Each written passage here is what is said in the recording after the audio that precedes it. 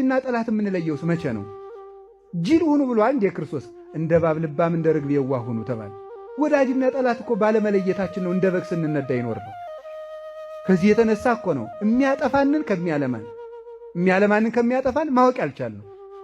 እንደዚህ ያሉትን ሰዎች እወቋቸው እስቲ በሉኝ። ቅዱስ ጳውሎስ ሁለት ሰዎች እንድናውቅ ነግሮናል። እውቅወሙ ለገበርተ እኪት፣ ክፉ ሰዎችን እወቁባቸው ብሏል።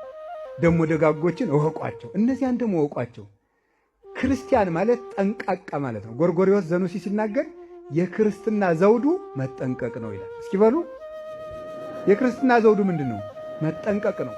በአፍ መጠንቀቅ፣ በአካሄድ መጠንቀቅ፣ በኑሮ መጠንቀቅ ነው። የተጠነቀቀ ሰው ልባም ሰው ዘመንን ያልፋል። ልባም ሰው ሐሰበው ይደርሳል።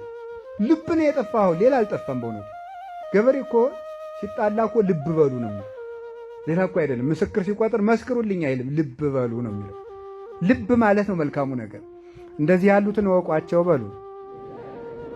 እሺ ዛሬ የምታውቁት አንዱ ቅዱስ ቶማስ ዘመራስ ይባላል። ይህን ማወቅ አለብን። እንደዚህ ያለን ሰው ነው ማወቅ። ቅዱስ ቶማስ ዘመራስ፣ መራስ ማለት ሀገር ናት፣ የእሷ ሊቀ ጳጳስ ነው። እና ዘመን መቼስ ለመከራ መጥቶ ነበርና ክርስቲያኖች እየተመረጡ የሚታረዱበት ጊዜ ነበረ።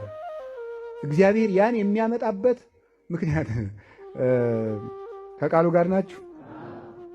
አዎ። አንድ ኃይለ ቃል ታስታውሳላችሁ? መዝሙረ ዳዊት ላይ ማለት ነው። ፈርዖንን በባህር ውስጥ ያሰጠመ ይልና እስመ ለዓለም ምሕረቱ ይላል። ሊቃውንቱ አይደንቃችሁም? ይሄ ፈርዖንን የገደለ እግዚአብሔር ይልና ከዛ ምሕረቱ ለዘላለም ነውና። የሚጋጭ ነገር እኮ ነው። የገደለ ብሎስ ምሕረቱ ለዘላለም ነውና ማለት ምን ማለት ነው? ይጋጫል አይደል? ግን ካለማወቃችን አንዱ ይሄን ራሱ ሰምተነው አናውቅም። እናነባዋለን፣ አይገባንም።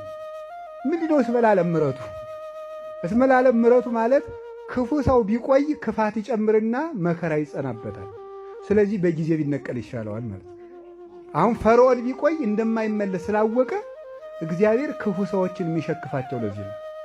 ለምንድን ነው እግዚአብሔር ጦርነት የሚያመጣ? እንደው አናሳዝነውም እንላለን፣ እናሳዝነዋለን በብዙ ነገር። አንደኛ በጎ ሰዎች በመከራው ስለሚጸድቁበት ለነሱ ለመጠቀም ያደርግላቸዋል። ክፉ ሰው ደግሞ የባስ ላይ መለስ ቆይቶ ክፋት እየመጨመረ የሚጠፋ ከሆነ ደግሞ በጊዜ ለመሸከፍ ለሱም መከራ ያመጣበታል። ስለዚህ እግዚአብሔር ለሁለታችንም ጥቅም አደረገው ማለት ነው። እማንመለሰውን በጊዜ ይንቀለን ምን እናደርጋለን? መቼ እውነቴን ነው አልተመለስን ማለት ቆይተን ፍዳ ከሚጨምርብን 10 ዓመት ኃጢአት ሰርተን ደግሞ 10 ዓመት ብንጨምር የ20 ዓመት ፍርድ ከሚፈረድብን የ10ሩ እንዲበቃን በጊዜ ቢወስደን ይሻላል። እሱም ያውቅ ነው። አያችሁ እግዚአብሔር እንዴት ያለ ድንቅ እንደሆነ። ስለዚህ እግዚአብሔር ፈርዖንን የገደለው ለፈርዖን አዝኖለት ነው ማለት ነው። አሁን ይሄንን መረዳት እጅግ ጭንቅ ነው። ክርስቲያንነት ማለት ይሄ ነው። እሺ እኛስ ስኑን በደል ያልበደሉ ሕፃናትን ለምንድነው የሚገላቸው ይባላል። ደግሞ እነሱ አያሳዝኑትም? እነሱ ደግሞ ስለ ሁለት ነገር ነው። አንደኛ ቆይተው እንደማይረቡ ካወቀ በጊዜ ያነሳቸዋል። ቆይተው የባሰ የሚሆን እኮ ነው። ሁለተኛ ደግሞ ሕሊናቸው መልካም እንደሆነ ካወቀ ደግሞ ቆይተው ከሚበላሹ ብሎ ደግሞ በጊዜ ይወስዳቸዋል። ሁሉንም እግዚአብሔር ለጥቅም ነው የሚያደርገው። አይምሮ ያለው ሰው ይሄን ነው የማስበው። ምናልባት በዚህ ወቅት አሁን ሕፃናት ተቀጭተው ሊሆን ይችላል። ይሄን በዓይናችሁ ያያችሁም ወገኖቻችን ትኖራላችሁ። ማሰብ ይሄንን ነው። እግዚአብሔር መልካም ነው የሚባለው ለዚህ ነው። ማለት እንደ ዳኛ አሁን ክፉን ዳኛ መቼስ ጌቶች እንደው በሰው ዘመን ምን ቸግሮ ነው የሚባለው አይደለም። ምክንያቱም ኋላ ምን እንደሚያደርጉን ስለማናውቅ ማለት ነው። ክፉ ቢሆንም በሰው ዘመን ተመስገን ነው የሚባለው። እግዚአብሔር እንደዚያ ሆኖ አይደለም። እንዲሁ መልካም ነው ካላልነው እኮ አስቸጋሪ ነው። ምን ማድረግ ይቻላል ብለን አይደለም። በእርግጥ መልካም ስለሆነ ነው እግዚአብሔር። በእርግጥ መልካም ነው። በእውነት መልካም ነው እግዚአብሔር። ምንም ነገር ሲያመጣ ያለ ትርፍ ያመጣው። ይህንን ነው ማሰብ። ስለዚህ የመከራ ዘመን መጣ። ቤተ ክርስቲያን መከራም እንዲሁ የሚገርመው እኮ ለዚህ ነው ቅዱስ ቄርሎስን ተከራክረው እነ ንስጥሮስ አሰቃዩ። ኋላ ስደት አመጡ። ምን እንዳለ ታውቃላችሁ? በዚህም ቢሆን የምታተርፈው ቤተ ክርስቲያን ናት አለ። እንዴ ይገርማል እኮ ተከራክሮ ረታ። በክርክር እናሸንፋለን ብላችሁ ነበር፣ አልሆነም። በክርክር ሳይሆንላችሁ ሲቀር በሞት ገጠማችኋት ቤተ ክርስቲያን።